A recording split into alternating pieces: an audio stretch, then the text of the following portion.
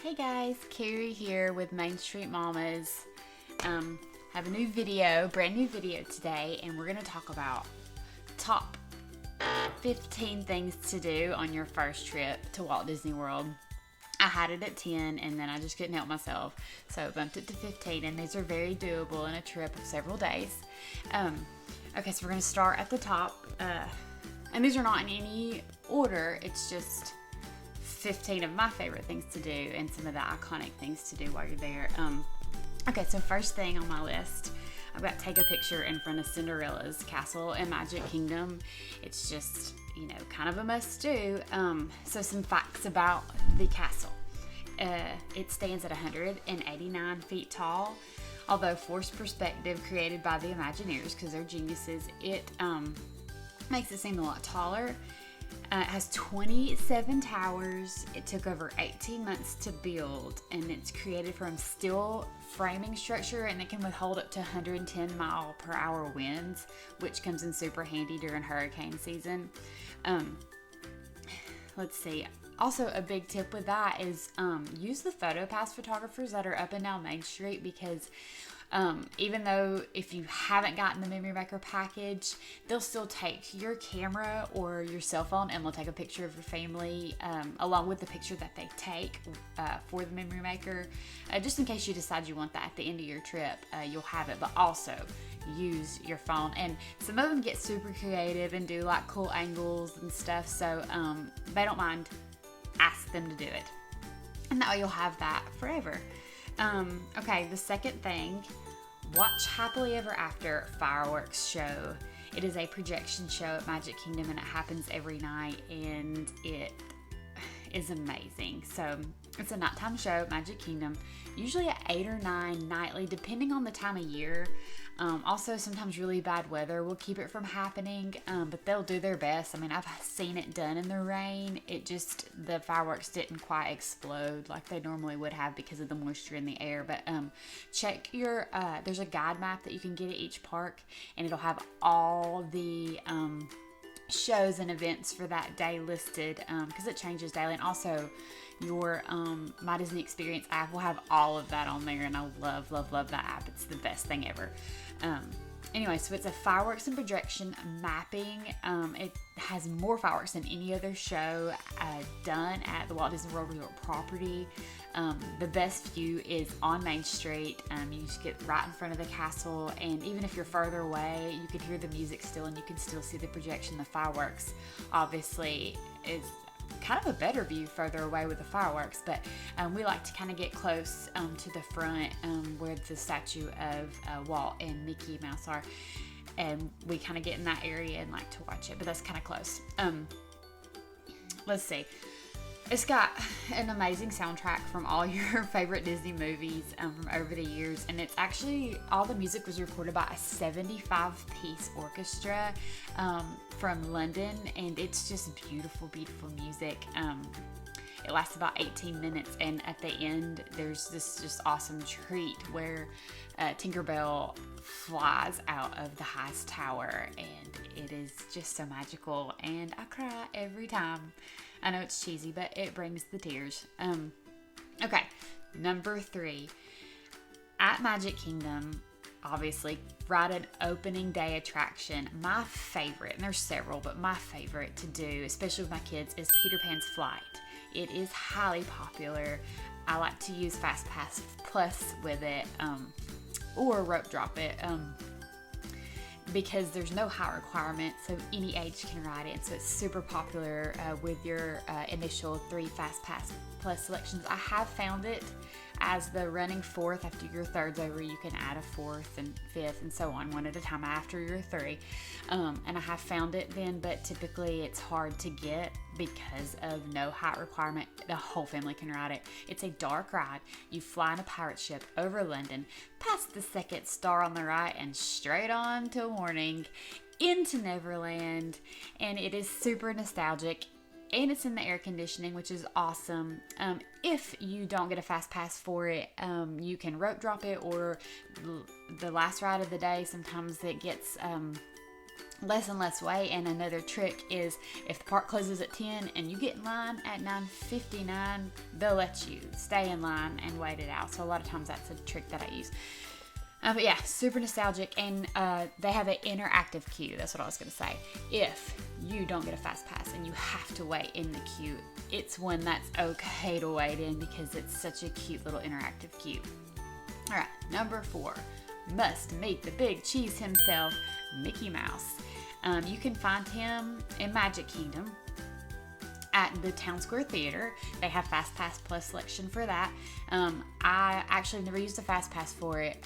I usually have pretty good luck with just getting in the standby queue and not waiting more than like 20 minutes. You can meet him on Discovery Island in the Adventures Outpost in Animal Kingdom, and Minnie's there with him. And she's not at Magic Kingdom, but she's there with him, and they're in their cute little safari costumes, and it's the most adorable thing ever. So you can meet Mickey Mouse, and actually Minnie's with him. It's on Commissary Lane at Disney Hollywood Studios. He's in his awesome, Phantasmic costume, and it is fantastic. And before you get to him, you'll run into Minnie Mouse, and she is red carpet ready in this beautiful pink dress, and she's just so cute. And last time we went, she danced with my little girl and twirled in her beautiful pink dress, and it melted my heart. And then you move on and you meet Mickey, and he's in his Phantasmic costume, and it's just the best ever. So that's at Hollywood Studios. And then at Epcot, he used to be in Character Spot in Future World, and since all the construction's going on, they've moved him around. But last I heard that he's going to be at the entrance of the Magic Eye Theater, and it's close to ImageWorks.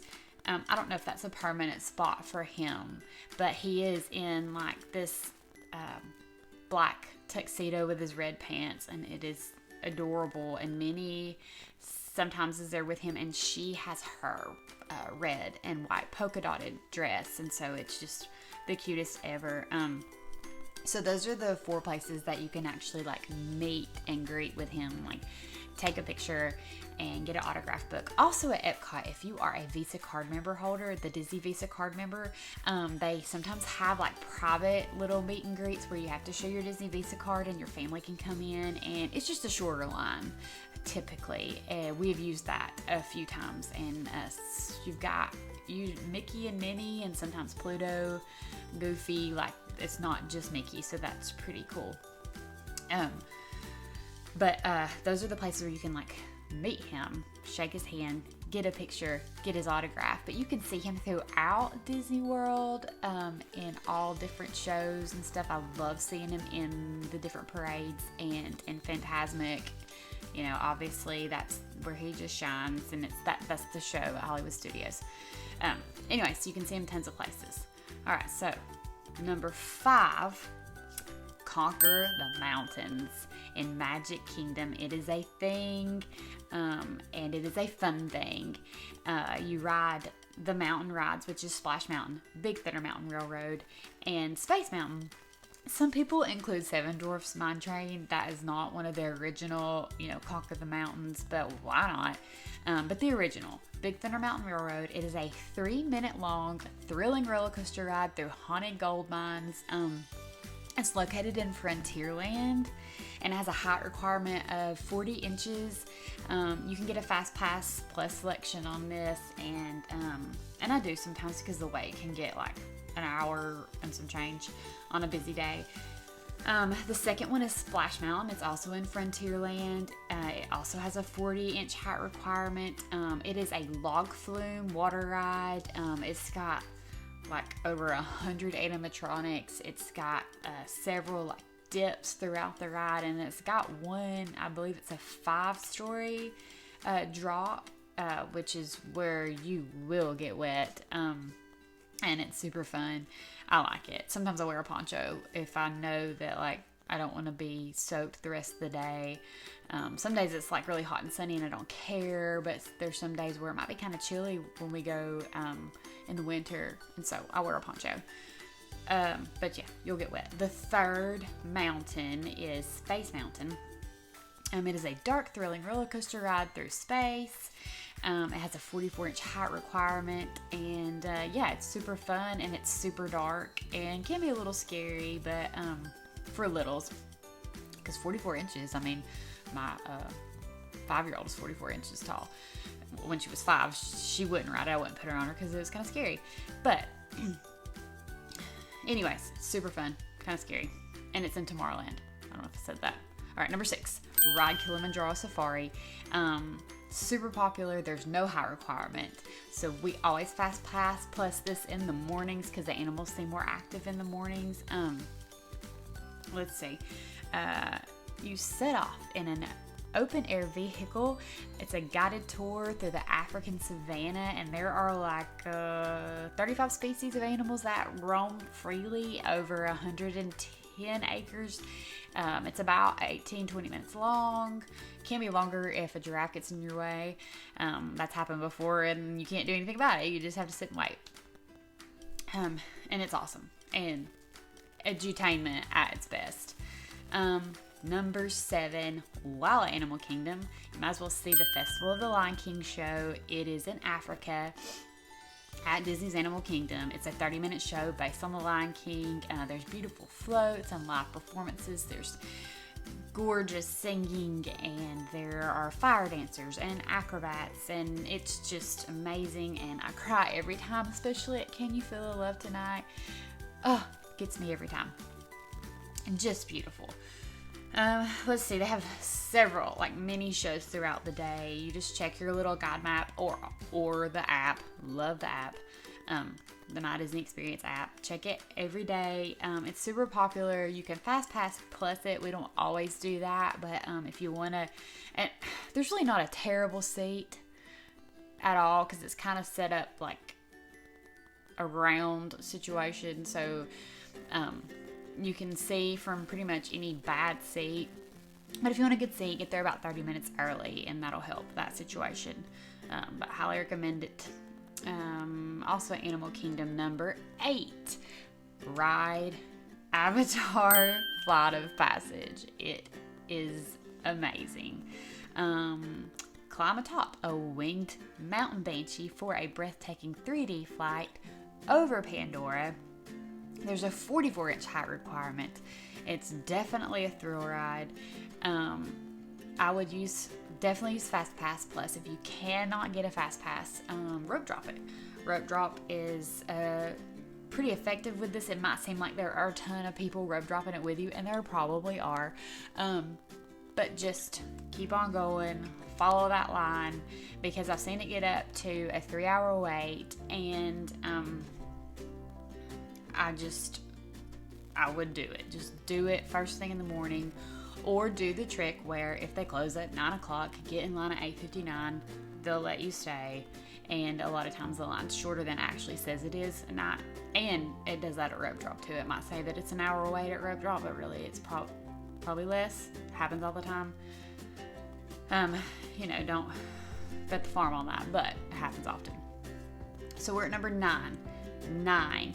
You have to visit Hollywood Studios, Star Wars Galaxy's Edge. There's so much to do in there, but even just walking through is a spectacular experience. So it opened in 2019. It's fairly new. You experience Batu is the name of the planet you're going to be on. There's many Star Wars characters that you love and fear roaming around. It's very interactive. You can ride the Millennium Falcon Smuggler's Run, where you fly that hunk of junk, and it's an interactive mission. There's 3 positions. There's a pilot, there's a gunner, and there's an engineer. All of them are fun. Let's see. You can also ride the Millennium. Well, that's what I'm not. Ride the Millennium Falcon. Ride Rise of the Resistance. I have yet to do that because it's very new, and just haven't gotten there yet. But it is where you can join the Resistance and battle against the First Order. Super immersive, and everyone I've talked to that has been able to experience says that it is the best thing. and have trouble deciding if they like it better or Flight of Passage, even though they're not the same. They're just both awesome in different ways. So I can't wait to get there and do that. You can build a custom lightsaber at Savi's workshop. I think it costs $200. You can design, assemble, and activate a custom droid. That's like $100, and then you can add all these little things to it, like different voice commands and stuff. And those are like an additional fee each time. Okay, let's see. Where am I here? Okay, so all the places that you can eat. You can eat at Oga's Canteen. They specialize in like these really awesome drinks, but they're pretty expensive. And then they have like appetizer type foods. It's like a bar, like a tavern.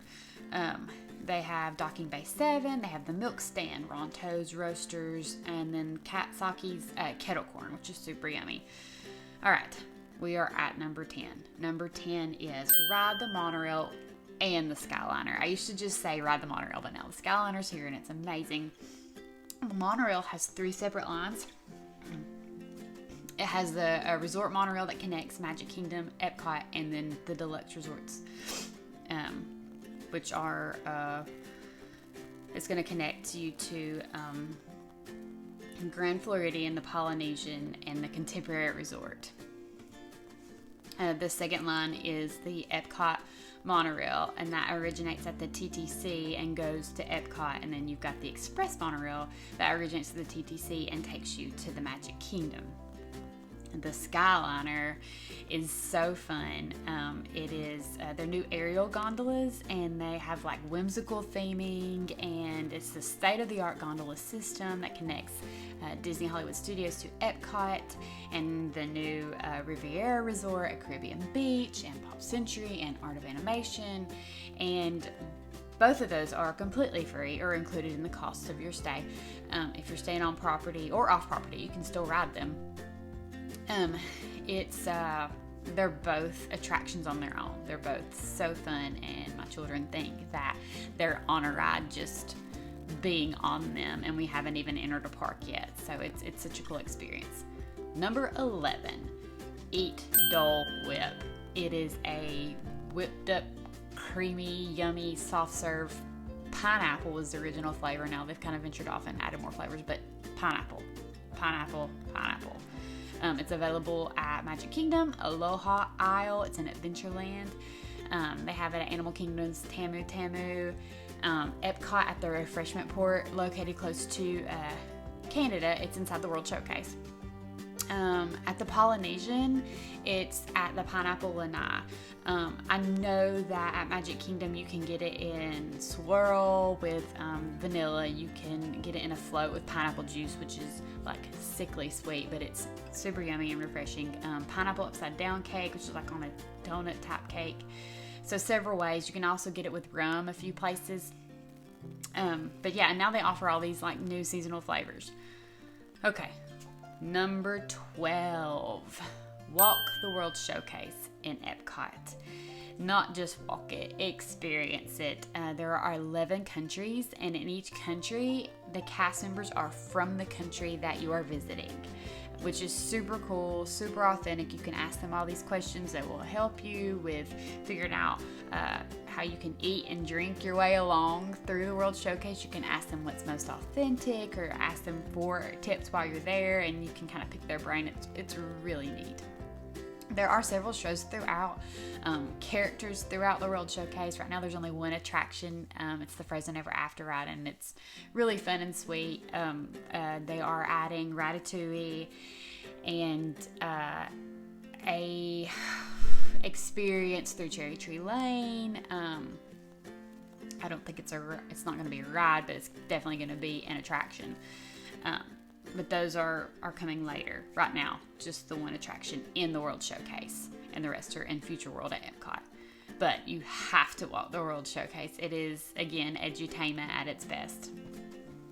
They also have 4 festivals throughout the year. They start with the Festival of the Arts, then they have the Flower and Garden Festival, and then they have the Food and Wine Festival, and then they have a Festival of the Holidays around Christmas time and Thanksgiving.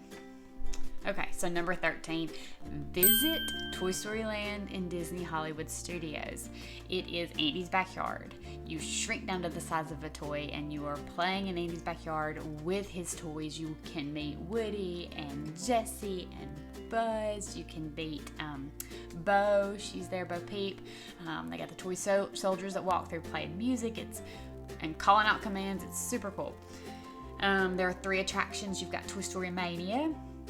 It's actually not that new, but they added it to Toy Story Land by changing the entrance of it, and they added another track. But Toy Story Mania is a 4D shooting game that spins you through 5 different games within the one attraction. You can have friendly competition with your family, the entire family, because there is no height requirement, and it keeps your score. And at the end, we like to kind of be like, oh, we did better than you. It's pretty fun. So that is Toy Story Mania. Then you've got Slinky Dog Dash. It is a highly popular family-friendly roller coaster with a 38-inch height requirement. It is a fun, thrilling ride with Slinky through Andy's backyard. And it is a great coaster, especially for like your first coaster. It's really cool. It's faster than you think it would be, and it has this kind of like slinky type feel through it, and there's like a stop and a start right back in the middle with like cute characters throughout, and yeah, it's just the coolest. There's also alien swirling saucers. It is an intergalactic spin with the cute little aliens from Toy Story, and yeah, it spins. It has a height requirement of 32 inches. It's cute. I don't use a fast pass on it. Typically won't wait more than 30 minutes for it. It kind of has this like carnival ride feel, but it's really cute. And then there's only one place to eat right now. It's called Andy's Lunchbox. It's a quick service restaurant, and you kind of sit outside on these like picnic type tables. The food's good. They change it seasonally, but I've had, the turkey sandwich, tomato soup, and then those little homemade Pop-Tarts, and it's all been very, very good. Yeah, and there's one coming. There is a table service coming. It is called the Roundup Rodeo Barbecue, and it will be a sit-down table service in Toy Story Land. I'm not sure when that's coming, but it's coming soon. They're working on it now. Okay, number 14. The Festival of Fantasy Parade at Magic Kingdom. It's every day at 3. They call it the 3 o'clock parade. I will say, every once in a while it'll be at 2 o'clock, so that can be kind of confusing when you call it 3 o'clock parade, but sometimes it's at 2 o'clock, so always check your My Disney Experience. Always check your guide map. Has a cast of more than 100. It's got 9 massive, beautiful floats with 40 characters, elaborate costumes, and familiar Disney tunes, and you are just in for a treat. It does bring tears to my eyes. It's great. It begins in Frontierland. It goes into the hub, down Main Street. The best view is in front of the castle, but we like to kind of watch it in Frontierland because it lasts about 30 minutes, so if you can get it right at the beginning in Frontierland, it's going through. By the time it finishes, you can start hitting up attractions while all the people on Main Street are still watching the show. But you can't beat the magical view right there in front of the Cinderellas Castle. Let's see. Number 15. We made it. Number 15.